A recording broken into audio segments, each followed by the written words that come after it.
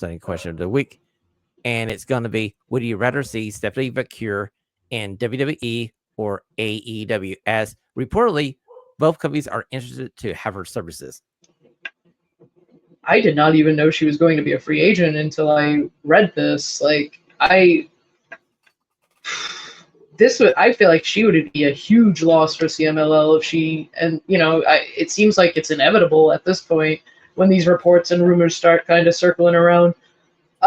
You know me, I'm gonna be greedy. I could see her coming into AEW, but I mean, WWE just signed Julia, and we know there's some history there, so maybe she would want to follow somebody like Julia and kind of continue what they were doing.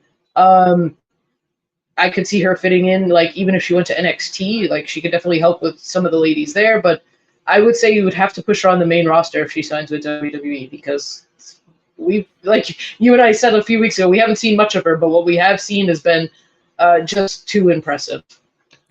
Well, I'm going to go NXT because I feel like NXT would be a good start for her. And just like you do with Julia, you give her a quick stay in NXT, then you bring her up to the main roster around Royal Rumble.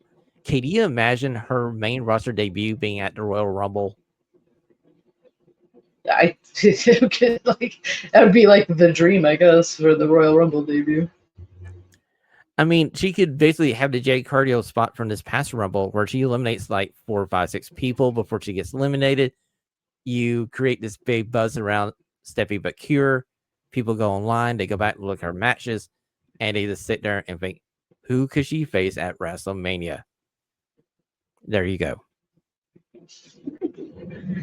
And there would be a crazy list because, like I said, it's crazy that I feel like the women's divisions in kind of all the companies here, TNA, WWE, AEW, have all been on fire, and some of them for a while. Like, we know how good TNA has had, their women's roster has always been. WWE has certainly built up theirs over the past, like I'd say 10, 15 years or so.